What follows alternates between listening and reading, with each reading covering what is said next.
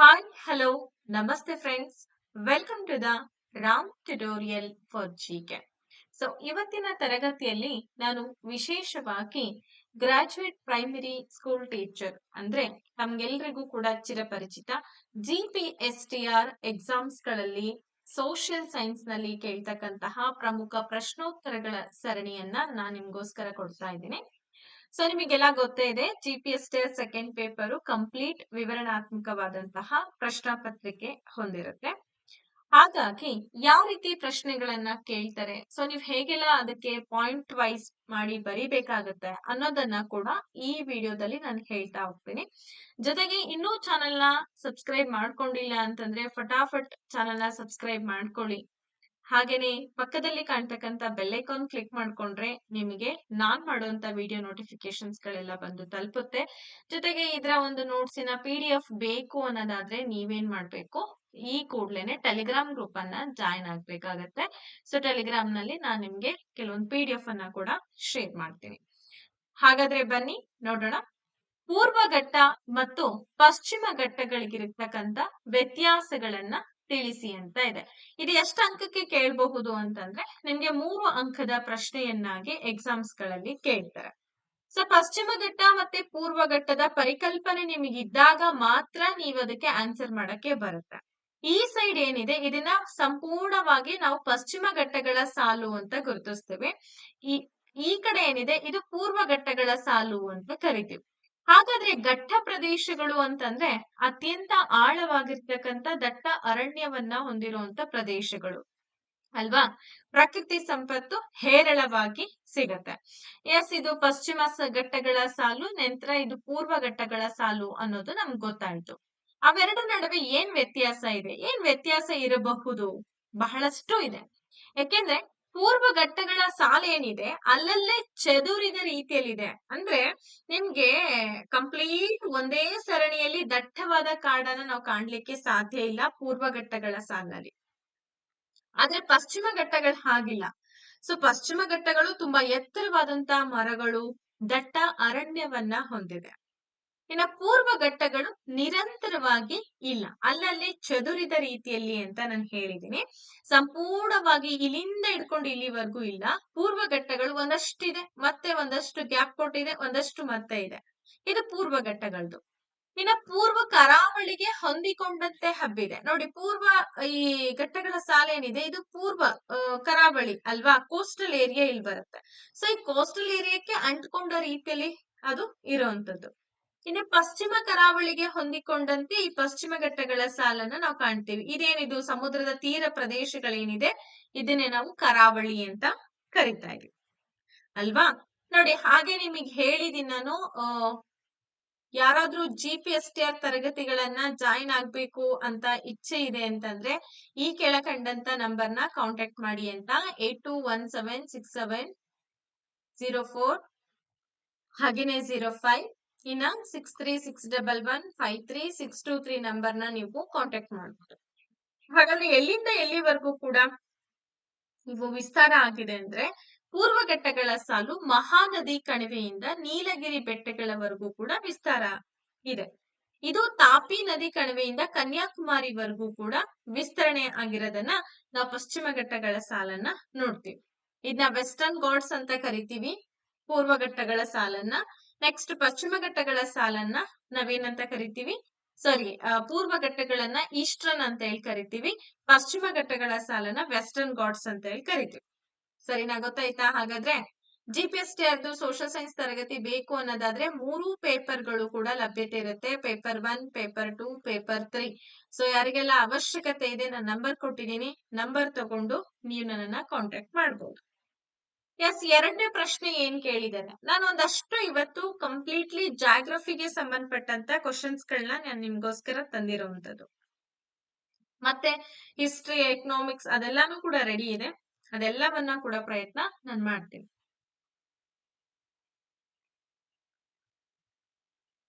ಇನ್ನ ಪೂರ್ವ ಮತ್ತು ಪಶ್ಚಿಮ ಕರಾವಳಿಗಳಿಗೆ ಇರ್ತಕ್ಕಂತ ವ್ಯತ್ಯಾಸಗಳು ಏನೇನಿದೆ ನಿಮಗೊಂದು ಕಾನ್ಸೆಪ್ಟ್ ತಲೆಯಲ್ಲಿ ಬಂದಿರ್ಬೋದು.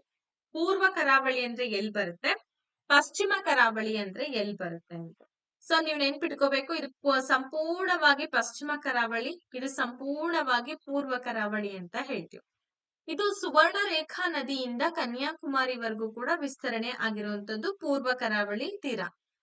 ಇದು ಕಚ್, ಗುಜರಾತ್ ನ ಕಚ್ ಏನ್ ಬರುತ್ತೆ ಇಲ್ಲಿಂದ, ಸೊ ಗುಜರಾತ್ ನ ಕಚ್ ನಿಂದ ಹಿಡ್ಕೊಂಡು ಸಂಪೂರ್ಣವಾಗಿ ಇದು ಕೂಡ ಕನ್ಯಾಕುಮಾರಿವರೆಗೂ ವಿಸ್ತರಣೆಯನ್ನ ಹೊಂದಿದೆ. ಪೂರ್ವ ಘಟ್ಟಗಳು ಮತ್ತೆ ಬಂಗಾಳ ಕೊಲ್ಲಿಗಳ ನಡುವೆ ಇರುವಂತದ್ದು, ಇಲ್ಲಿ ಬರುವಂತದ್ದು ಬಂಗಾಳ ಕೊಲ್ಲಿ ಅಲ್ವಾ.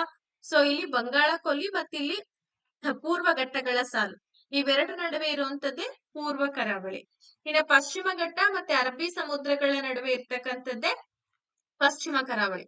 ನಾನು ನಿಮಗೆ ಆವಾಗ್ಲೇ ಹೇಳಿದೆ, ಪಶ್ಚಿಮ ಘಟ್ಟಗಳ ಸಾಲು ಅತ್ಯಂತ ಏನಂತಾರೆ ದಟ್ಟವಾದಂತ ಕಾಡು. ಸೊ ಇದು ಪಶ್ಚಿಮ ಘಟ್ಟ ಮತ್ತೆ ಅರಬ್ಬಿ ಸಮುದ್ರ ಬರುತ್ತೆ ಇಲ್ಲಿ, bay of sorry Arabian C ಅಂತ ಹೇಳಿ ಕರಿತೀವಿ. ಈ ಅರಬ್ಬಿ ಸಮುದ್ರ ಮತ್ತೆ ಪಶ್ಚಿಮ ಘಟ್ಟಗಳ ಸಾಲಿನ ನಡುವೆ ಬರ್ತಕ್ಕಂಥದ್ದೇ ಈ ಪಶ್ಚಿಮ ಕರಾವಳಿ. ಅಗಲವಾಗಿ ಮತ್ತು ಸಮತಟ್ಟಾಗಿರ್ತಕ್ಕಂಥದ್ದು. ಇದು ಪಶ್ಚಿಮ ಕರಾವಳಿ ಹೇಗಿದೆ ಅಂದ್ರೆ ಕಿರಿದಾಗಿದೆ, ಕಡಿದಾದ ಇಳಿಜಾರಿನಿಂದ ಕೂಡಿದೆ. ನೀವು ಮ್ಯಾಪ್ ನೋಡಿದ್ರೆ ಗೊತ್ತಾಗತ್ತೆ ಅಂತ ಅನ್ಕೊಳ್ತಿದೀನಿ. ಈಗ ನಾನ್ ಬಿಡಿಸಿದ ರೀತಿ ಸ್ಟ್ರೈಟ್ ಅಲ್ಲೇ ಇಲ್ಲ, ಈ ರೀತಿ ಬಂದು ಹೋಗುತ್ತಲ್ವಾ. ಹಾಗಾಗಿ ಸರ್ಕಾರ್ ತೀರ ಮತ್ತು ಕೋರಮಂಡಲ ತೀರ ಎಂದು ನಾವು ವಿಂಗಡಣೆ ಮಾಡ್ತೀವಿ ಪೂರ್ವ ಕರಾವಳಿಯಲ್ಲಿ. ಪಶ್ಚಿಮ ಕರಾವಳಿಯಲ್ಲಿ ಕೊಂಕಣ ತೀರ, ಕರ್ನಾಟಕ ತೀರ, ಮಲ್ಬಾರ್ ತೀರ ಅಂತೇಳಿ ನಾವ್ ವಿಂಗಡಣೆ ಮಾಡ್ತೀವಿ. ಸರಿನಾ, ಗೊತ್ತಾಯ್ತಾ? ಹಾಗಾದ್ರೆ ನಿಮ್ಗೆ ಈ ಕರಾವಳಿ, ಪೂರ್ವ ಕರಾವಳಿ ಮತ್ತೆ ಪಶ್ಚಿಮ ಕರಾವಳಿ ನಡುವೆ ಇರ್ತಕ್ಕಂಥ ವ್ಯತ್ಯಾಸಗಳು, ಅವುಗಳ ವ್ಯಾಪ್ತಿ ಆಗಿರ್ಬೋದು, ಅವು ಒಳಗೊಂಡಿರ್ತಕ್ಕಂಥ ಅಂಶಗಳಾಗಿರ್ಬೋದು. ಈ ರೀತಿ ನೀವು ಬರ್ದ್ರೆ ಅಂದ್ರೆ 100% ನಿಮ್ಗೆ ಯಾವ್ದೇ ರೀತಿ ತೊಂದರೆ ಇಲ್ಲ. 3 ಅಂಕದ ಪ್ರಶ್ನೆಗೆ 3 ಅಂಕಗಳನ್ನ ಕೂಡ ಅವರು ನಿಮ್ಗೆ ಕೊಟ್ಬಿಡ್ತಾರೆ. ಹಾಗಾದ್ರೆ ನೆಕ್ಸ್ಟ್ ಒಂದು ಕ್ವಶನ್ ಇದೆ, ಇದು ಕೂಡ 3 ಅಂಕಗಳಿಗೆ ಕೇಳಬಹುದಾದಂತ ಒಂದು ಪ್ರಶ್ನೆ ಆಗಿರುತ್ತೆ. ಸರಿನಾ? ಕರಾವಳಿ ಮೈದಾನದ ಪ್ರಾಮುಖ್ಯತೆಯನ್ನ ವಿವರಿಸಿ ಅಂತ ಇದೆ. ಎಸ್, ನಿಮ್ಗೆಲ್ಲ ಗೊತ್ತಿದೆ ಕರಾವಳಿ ತೀರ ಪ್ರದೇಶಗಳು ಎಷ್ಟು ಮಟ್ಟಿಗೆ ಇವತ್ತಿನ ದಿನ ನಮ್ಗೆ ಸಹಾಯವನ್ನ ಮಾಡ್ತಾ ಇದೆ. ಸೊ ಕರಾವಳಿಗಳು ಇಲ್ದೇ ಇದ್ರೆ ಏನಾಗ್ತಾ ಇತ್ತು, ತುಂಬಾ ಕಷ್ಟ. ಯಾಕೆ ಅಂತಂದ್ರೆ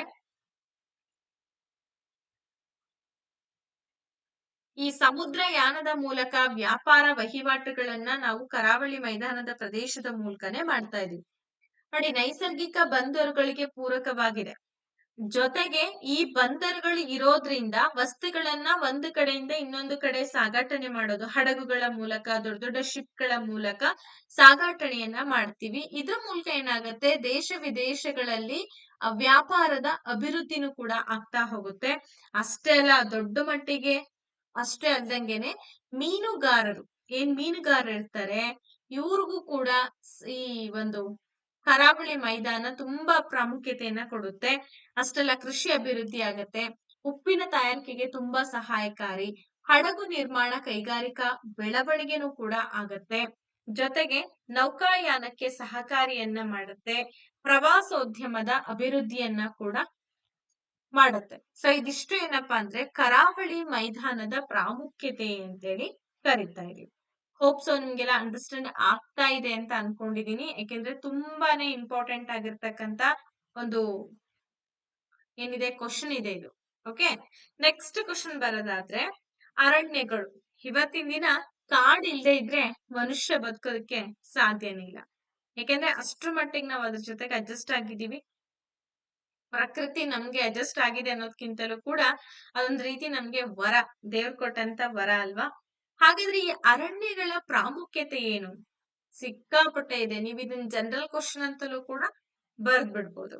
ನೋಡಿ, ಕೈಗಾರಿಕೆ ಕಚ್ಚಾ ಪದಾರ್ಥಗಳನ್ನ ಅರಣ್ಯಗಳು ಒದಗಿಸ್ಕೊಡುತ್ತೆ. ನಿಮ್ಗೆಲ್ಲ ಗೊತ್ತಿರ್ಬೋದು ಏನಪ್ಪಾ ಅಂತಂದ್ರೆ, ಈಗ ಅರಣ್ಯಗಳ ಮೂಲಕನೇ ಕೆಲವೊಂದು ಕೈಗಾರಿಕೆಗಳನ್ನ ರೆಡಿ ಮಾಡ್ಬೇಕು, ಕೈಗಾರಿಕೆಗಳಲ್ಲಿ ವಸ್ತುಗಳನ್ನ ರೆಡಿ ಮಾಡ್ಬೇಕು ಅಂದ್ರೆ ಅದಕ್ ಬೇಕಾಗಿರ್ತಕ್ಕಂಥ ಪೂರಕ ಪದಾರ್ಥಗಳು, ಕಚ್ಚಾ ಪದಾರ್ಥಗಳನ್ನ ಅರಣ್ಯಗಳ ಮೂಲಕ ಪಡ್ಕೊಳ್ತೀವಿ. ಈಗ ಮರ ಇದೆ, ಸೊ ಮರದ ಮೂಲಕ ನಾವೇನ್ ಮಾಡ್ತೀವಿ, ಕಾಗದವನ್ನ ತಯಾರು ಮಾಡ್ತೀವಿ. ಬ್ಯಾಂಬೂಸ್ ಗಳ ಮೂಲಕ ಬೊಂಬುಗಳನ್ನ ರೆಡಿ ಮಾಡ್ತೀವಿ. ಇದು ಒಂದೇ ಸಣ್ಣ ಪುಟ್ಟ ಕೈಗಾರಿಕೆ ಅಂತ ನಾನು ಹೇಳಿ, ದೊಡ್ಡ ಬೃಹತ್ ಪ್ರಮಾಣದಲ್ಲೂ ಕೂಡ ಕೈಗಾರಿಕಾ ವ್ಯವಸ್ಥೆ ಅಭಿವೃದ್ಧಿ ಆಗ್ತಾ ಇದೆ. ಜಾನುವಾರುಗಳಿಗೆ ಮೇವನ್ನ ಒದಗಿಸುತ್ತೆ 100%. ಜನರಿಗೆ ಉದ್ಯೋಗಾವಕಾಶ ಸಿಗತ್ತೆ. ಮೇಲ್ಮೈ ಲಕ್ಷಣಗಳನ್ನ ಕೂಡ ಸಂರಕ್ಷಣೆ ಮಾಡುತ್ತೆ. ಮಣ್ಣಿನ ಸವಕಳಿ ಉಂಟಾಗ್ಲಾರ್ದಂಗೆ ಮಣ್ಣಿನ ಫಲವತ್ತತೆಯನ್ನ ಕೂಡ ಇದು ಅಭಿವೃದ್ಧಿ ಮಾಡುತ್ತೆ. ಹೆಚ್ಚು ಗಿಡಗಳಿದ್ದಾಗ ಏನಾಗುತ್ತೆ, ಎಷ್ಟೇ ಮಳೆ ಬಿದ್ರೂ ಆ ಮಣ್ಣು ಕೊಚ್ಕೊಂಡು ಹೋಗಲ್ಲ. ಯಾಕೆಂದ್ರೆ ಬಿದ್ದಂತ ಮಳೆ ಸಂಪೂರ್ಣವಾಗಿ ಆ ಗಿಡ ಸಸ್ಯಗಳ ಜೊತೆಗೆ ಮಣ್ಣು ಹೀರ್ಕೊಳ್ತಾ ಹೋಗುತ್ತೆ. ಸೊ ಮಣ್ಣು ಸಡಿಲಗೊಳ್ಳೋದಿಲ್ಲ. ಇನ್ನ ಪರ್ಯಾವರಣ ಸಮತೋಲನವನ್ನ ಕೂಡ ಇದು ಕಾಪಾಡುತ್ತೆ. ಒಂದ್ಸಲ ಮಳೆ ಬರ್ದೇ ಇದ್ರು, ಒಂದ್ಸಲ ಮಳೆ ಆದ್ರೂ, ಬೇಸಿಗೆಲ್ ಮಳೆ ಬಂದ್ರು ಕೂಡ ಈ ಅರಣ್ಯಗಳೇನಾಗತ್ತೆ, ಒಂದ್ ರೀತಿ ಸ್ಟೆಬಿಲಿಟಿ ಅಂತ ಕರಿತೀವಲ್ವಾ, ಆ ರೀತಿಯಾಗಿ ರಕ್ಷಣೆ ಮಾಡುತ್ತೆ. ವನ್ಯ ಜೀವಿಗಳಿಗೆ ಆಶ್ರಯವನ್ನ ಕೂಡ ಕೊಟ್ಟಿರುವಂತದ್ದು. ಅಫ್ಕೋರ್ಸ್ ಅಲ್ವಾ, ಎಂತೆಂತ ದೊಡ್ಡ ದೊಡ್ಡ ಪ್ರಾಣಿಗಳಲ್ಲಿ ಬದುಕ್ತವೆ. ನೆಕ್ಸ್ಟ್ 5ನೇ ಪ್ರಶ್ನೆಗೆ ಹೋಗೋಣ. ಸೊ 5ನೇ ಪ್ರಶ್ನೆ ಏನಿದೆ ಅನ್ನೋದನ್ನ ನೀವೀಗ ನೋಡ್ಬೋದು. ಉಷ್ಣವಲಯದ ನಿತ್ಯ ಹರಿದ್ವರ್ಣದ ಕಾಡುಗಳ ಲಕ್ಷಣಗಳೇನು? ಸೊ ನಿತ್ಯ ಹರಿದ್ವರ್ಣ ಕಾಡುಗಳು ಯಾವಾಗ್ಲೂ ಕೂಡ ಆ ಮರಗಳ ಎಲೆಗಳು ಹಸಿರಿನಿಂದ ಕೂಡಿರುತ್ತೆ. ಸೊ ಅದನ್ನೇ ನಾವು ನಿತ್ಯ ಹರಿದ್ವರ್ಣದ ಕಾಡುಗಳು ಅಂತ ಕರಿತಾ ಇದೀವಿ. ನೋಡಿ, ಸುಮಾರು 250 ಸೆಂಟಿಮೀಟರ್ ಗಿಂತಲೂ ಅಧಿಕ ಮಳೆ ಬೀಳ್ತಕ್ಕಂತ ಪ್ರದೇಶಗಳಲ್ಲಿ ಮಾತ್ರ ಈ ರೀತಿಯಾದಂತ ಅರಣ್ಯ ಪ್ರದೇಶ ಕಂಡುಬರುತ್ತೆ. ನಿಮ್ಗೆಲ್ಲ ಗೊತ್ತಿರಬಹುದು ಅಲ್ವಾ, ಯಾಕೆಂದ್ರೆ ಮಲ್ನಾಡ್ ಸೈಡು ಅಲ್ಲೆಲ್ಲ ಏನಾಗುತ್ತೆ ಅಂದ್ರೆ ಹೆಚ್ಚು ಮಳೆ ಜಾಸ್ತಿ ಬೀಳತ್ತೆ, ಶಿವಮೊಗ್ಗ ಆಚೆ ಎಲ್ಲ. ಸೊ ಈ ಮಳೆ ಜಾಸ್ತಿ ಬೀಳೋದ್ರಿಂದ ಏನಾಗತ್ತಪ್ಪ ಅಂದ್ರೆ ಅಲ್ಲಿ ಯಾವುದೇ ಕಾಡು ಬತ್ ಹೋಗೋಲ್ಲ. ಜೊತೆಗೆ ಈ ಬೇಸಿಗೆಲ್ ಹೆಂಗ್ ಮಾಡತ್ತೆ ಅಂತಂದ್ರೆ ಮಳೆಗಾಲದಲ್ಲಿ ಹಿಡಿದಿಟ್ಕೊಂಡಂತ ನೀರಿನ ಶಕ್ತಿ ಪ್ರಮಾಣ ಅವಾಗ ಬಿಡುಗಡೆ ಆಗ್ತಾ ಹೋಗುತ್ತೆ. ಸೊ ಹಂಗಾಗಿ ಮರಗಳು ಯಾವಾಗ್ಲೂ ಎಲೆಗಳು ಒಣಗೋದೇ ಇಲ್ಲ. ಕಾಡುಗಳು ದಟ್ಟವಾಗಿದೆ.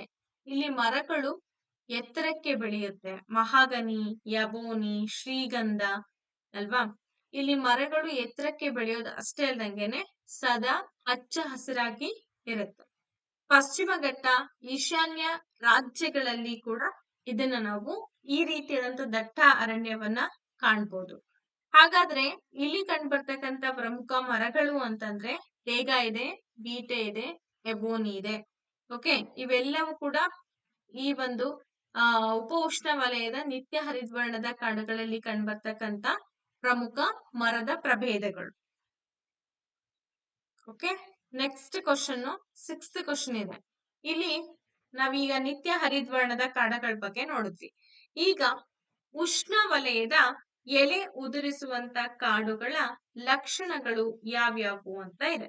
ಸೊ ನೋಡ್ಬೋದು, ಎಲೆ ಉದುರಿಸುವಂತ ಹೆಸರೇ ಹೇಳ್ತಾ ಇದೆ. ಇವೆಲ್ಲ ಏನ್ ಮಾಡ್ತವೆ ಅಂತಂದ್ರೆ ಇವುಗಳನ್ನ ಪರ್ಣಪಾತಿ ಅರಣ್ಯ ಅಥವಾ ಪರ್ಣಪಾತಿ ಕಾಡುಗಳು ಅಂತಾನು ಕರಿತೀವಿ. ಸುಮಾರು 100ರಿಂದ 800 ಸೆಂಟಿಮೀಟರ್ ಮಳೆ ಬೀಳ್ತಕ್ಕಂತ ಭಾಗಗಳಲ್ಲಿ ಈ ರೀತಿ ವಾತಾವರಣ ಕಂಡುಬರುತ್ತೆ. ಸೊ ಇದು ಕಡಿಮೆ ಪ್ರದೇಶದಲ್ಲಿ ಹಂಚಿಕೆ ಆಗಿದೆ ಅಂತಲ್ಲ, ತುಂಬಾ ದೊಡ್ಡ ಪ್ರದೇಶದಲ್ಲಿ ಈ ಅರಣ್ಯ ಹಂಚಿಕೆ ಆಗಿರೋದನ್ನ ನೋಡ್ತಾ ಇದೀವಿ. ವಸಂತ ಋತು ಹಾಗೇನೆ ಬೇಸಿಗೆಯ ಆರಂಭದಲ್ಲಿ ಏನಾಗ್ತಾ ಇತ್ತು ಅಂದ್ರೆ ತಮ್ಮ ಎಲೆಗಳನ್ನ ಇವು ಉದುರಿಸುತ್ತೆ. ಸೊ ಪ್ರಮುಖ ಮರಗಳು ಇಲ್ಲಿ ಕಂಡು ಬರ್ತಕ್ಕಂತ ಪ್ರಮುಖ ಮರಗಳು ಯಾವ್ಯಾವು ಅಂದ್ರೆ ಒಂದು ತೇಗದ ಮರ, ಸೀಲೆ ಮರ, ಶ್ರೀಗಂಧದ ಮರ. ಸೊ ಇವೆಲ್ಲವೂ ಕೂಡ ಎಲ್ಲಿ ಕಂಡು ಬರುತ್ತೆ, ಉಷ್ಣ ವಲಯದ ಎಲೆ ಉದುರಿಸುವಂತಹ ಕಾಡುಗಳಲ್ಲಿ ಕಂಡು ಬರುತ್ತೆ. ಓಕೆ, ಇನ್ನ ಉಳಿದಿರ್ತಕ್ಕಂತ ಕೆಲವೊಂದು ಕ್ವಶನ್ಸ್ ಗಳನ್ನ ನಾವು ಮುಂದಿನ ತರಗತಿಯಲ್ಲಿ ಡಿಸ್ಕಷನ್ ಮಾಡೋಣ. ಸೊ ಈ ರೀತಿ ತರಗತಿಗಳು ಬೇಕು ಅನ್ನೋದಾದ್ರೆ ನೀವು ಕಮೆಂಟ್ ಮಾಡ್ಬೋದು. ಜೊತೆಗೆ ಕೊಟ್ಟಿರುವಂತ ಇಷ್ಟು ಪ್ರಶ್ನೋತ್ತರಗಳಿಗೆ ಸಂಬಂಧಪಟ್ಟಂತ PDF ಗಳ ಅವಶ್ಯಕತೆ ಇದೆ ಅಂತ ಅನ್ನೋದಾದ್ರೆ ಟೆಲಿಗ್ರಾಮ್ ಅಲ್ಲಿ ಜಾಯಿನ್ ಆಗಿರಿ. ಇದರೊಂದು ಸ್ಯಾಂಪಲ್ ಕೊಡ್ತೀನಿ, ನೋಡ್ಕೊಳ್ಬಹುದು ನೀವು. Okay, thank you and take care. Bye bye.